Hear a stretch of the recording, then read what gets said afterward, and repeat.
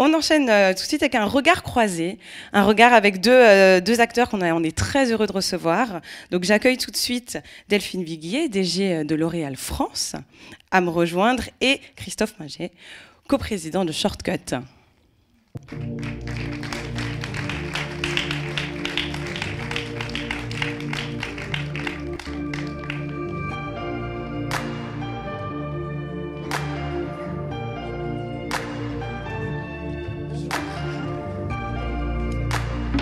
C'était super le Télérama BNP. C'est très intéressant. J'ai envie d'aller voir le... Bonjour. Ça donne envie d'aller au cinéma. Ouais, vraiment. Ça redonne envie d'aller au cinéma encore. J'espère qu'ils ont aimé le deuxième acte et qu'il sera diffusé. Oui, moi aussi. Ah, il est vraiment bien, le deuxième acte de Dupieux. Voilà, c'était pour commencer comme ça. Écoutez, du coup, je voulais dire effectivement qu'on est très content de vous avoir aujourd'hui pour que vous puissiez effectivement vous partager votre regard et votre expertise sur ce que c'est de créer des expériences culturelles uniques, puissantes, et qui vont du coup vraiment permettre de partager la culture d'une autre manière. Alors Delphine, la culture chez L'Oréal, c'est quand même c'est surtout c'est aussi des grands rendez-vous, des grands événements qu'on attend avec impatience chaque année, comme effectivement l'intervention que vous avez au Festival de Cannes et à la Fashion Week. Ouais. Alors, le Festival de Cannes, c'est le plus ancien et le plus emblématique de la marque, parce que le plus ancien. En fait, au départ, on n'était pas du tout partenaire du Festival de Cannes. Il y a 28 ans, on était partenaire de la Ciné Fondation. Et la Ciné Fondation, c'est une fondation qui finance le jeune cinéma. Et donc, on finançait des films de façon un peu anonyme. Enfin, en tout cas, ça a commencé comme ça. Et la Ciné Fondation, c'est une émanation du Festival de Cannes. Et après, on s'est dit, mais le Festival de Cannes, c'est la façon de rendre visible ce partenariat. C'est assez naturel parce que la marque, elle est représentée par des actrices essentiellement depuis 70 ans. Et donc, depuis 27 ans, on est partenaire du Festival de Cannes. Et ce qui nous a permis de montrer ce qu'on savait faire, hein. On est quand même, nous, des fabricants de produits de beauté. C'est une première partie de notre travail. Donc, de montrer ce qu'on savait faire en maquillage, en coiffure, qu'on faisait aussi sur les plateaux de cinéma, parce que le maquillage et la coiffure, c'est hyper important au cinéma. Rendre une femme plus vieille, plus jeune, plus triste, plus riche, ça passe aussi par ça, par son image. Et aussi de montrer ce qu'on savait faire dans nos looks. Donc ça a été c'est ce qu'on a fait pendant 20 ans, en gros, au Festival de Cannes. Et il y a 6 ans, on a été... ça nous a sauté aux yeux la différence entre la représentation des hommes et des femmes dans la réalisation. En fait, on voit par la Ciné Fondation, on était relativement rassurés parce que en fait, la moitié des étudiantes, c'était des filles. Et qu'en fait, le premier court-métrage, elles sont plus qu'une sur 4. Le deuxième court-métrage, elles sont plus qu'une sur 6. Et le long-métrage et représentation dans les festivals, elles sont plus qu'une sur 10. Donc en fait, il y a une déperdition de la... Et du coup, on a lancé un prix pour promouvoir les jeunes réalisatrices de courts-métrages, qui est généralement la première œuvre que vous réalisez. Donc du coup, le Festival de Cannes est devenu quelque chose qui part du féminine. On aime bien dire que la marque est féminine et féministe. Donc tout le côté féminin, c'est le tapis rouge, la préparation, les robes. Au milieu, il y a notre action dans le maquillage et le cinéma. Et puis vraiment, le côté féministe, c'est promouvoir des jeunes réalisatrices. Mais effectivement, c'était essentiel pour vous d'aller trouver du sens dans une expérience pour ramener de l'engagement également. Oui, parce que faire que du spectacle, on tournait un peu en rond en fait. Enfin, c'est super, hein, le tapis rouge, les maquillages, c'est notre métier de base et de cœur. Moi, c'est un métier qui me plaît. Mais il fallait rendre ça plus profond, plus utile. En fait, c'est ça. Il fallait rendre ça plus utile. Je trouvais que c'était un peu vain dans le monde d'aujourd'hui. Et on est très contents parce que les nominés du prix Lightson Woman, donc qui est le prix, je ne sais pas s'il apparaît quelque part. Si vous on en a quelques photos qui sont passées. Il y a des photos qui sont passées. C'est Elle Fanning qui l'a remis cette année et c'était Kate Winslet qui choisissait les gagnantes. Les gagnantes, depuis qu'elles ont eu ce prix, le prix L'Oréal Paris Lightson Woman, elles ont gagné 45 prix dans 20 festivals internationaux de cinéma. Donc c'est vraiment un vrai... tremplin. Ouais. Oui, parce qu'après on les aide à présenter leurs projets, on les aide à se présenter en anglais dans les festivals de cinéma pour que leurs films soient retenus, etc. Pardon, j'ai été longue. Non, c'était extrêmement intéressant. J'aime bien ce projet. Mais là, pour donner la parole à Christophe, vous êtes un expert de l'événementiel de haute qualité. Quelle est la place en fait de la culture dans les expériences que vous créez avec vos clients ? On parle à l'instant d'une expérience. Et je pense que l'expérience, l'émotion, c'est ce qui est le plus important dans mon métier, dans l'événementiel.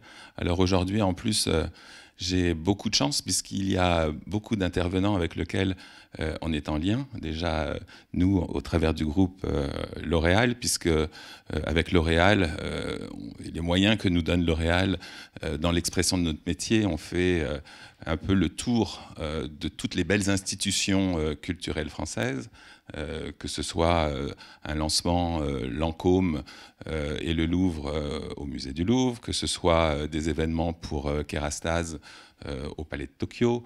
Le défilé sous la Tour Eiffel. Et le défilé sur la Tour Eiffel, voilà.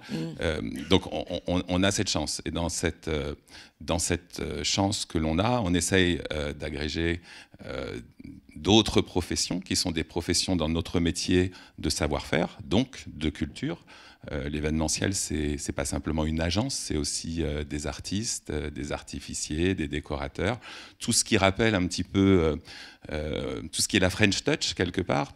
Mon métier, il est né sous Vatel, hein, Louis XIV, qui faisait venir les plus beaux métiers d'excellence à Versailles pour en faire aussi la promotion à l'international au travers des ambassadeurs qui venaient. Et donc, du coup, maintenant, notre métier, c'est ça, c'est toujours créer ces expériences, créer du rêve, faire en sorte que les entreprises qui nous font confiance et souhaitent s'associer au monde culturel puissent être valorisées dans des contextes qui sont exceptionnels, qui sont ces contextes de lieux dans lesquels on va, en faisant travailler des artistes et en essayant d'avoir un rayonnement un peu plus important que par le passé, justement, avec le digital aussi, et cette capacité de... C'est ça que je voulais rebondir avant les événements. Ce qui a vraiment tout changé, c'est le digital et les réseaux sociaux, donc, qui ont des avantages et des inconvénients, on ne va pas en débattre ici. Mais avant, ces événements, ils étaient pour peu de personnes, relativement triés sur le volet, que personne voyait. L'intérêt avec le digital, les vidéos, tous les jeunes qui filment tout le temps, ce qui peut agacer parfois, mais en réalité, ça permet de partager l'événement. Le défilé L'Oréal Paris, un défilé, il y a au mieux 1500 invités sur carton, et c'est jamais vous, hein, c'est jamais moi non plus. Enfin, moi, j'ai jamais été invitée. Hein. J'attends. Du coup, j'en ai fait un pour moi. Ouais, voilà. Et là, le fait que ça soit, nous, il est public, on y reviendra après, mais le fait que ça soit filmé, que ça soit ouvert et qu'il y ait plus tellement de behind the scene, quoi. Il n'y a plus de choses cachées, bah, ça permet de faire participer un maximum de gens. Donc l'événementiel, je trouve, est redevenu plus intéressant que jamais, parce que c'est la façon aussi de créer du contenu, de montrer des choses, d'ouvrir les choses. C'est pour ça que l'événementiel revient, qui a un peu un truc à côté de la culture, mais il est moins confidentiel, mais il en devient du coup beaucoup plus grand et beaucoup plus engageant. Bah oui, c'est plus démocratique, c'est beaucoup mieux, c'est plus intéressant. Et on va aussi, comme ça, justement, par rapport au métier qu'il y a dans les entreprises, quand on regarde chez L'Oréal, mais chez LVMH aussi, une mise en scène des métiers de savoir-faire, de l'excellence à la française aussi, pour donner envie à des jeunes de rentrer dans ces entreprises. L'Oréal le fait extrêmement bien, le groupe LVMH aussi, et ça c'est très très important aussi, de pouvoir faire de la transmission de savoir-faire sur des métiers d'art et de savoir-faire. Et là, on se parle du digital avant tout comme une manière de caisse de résonance.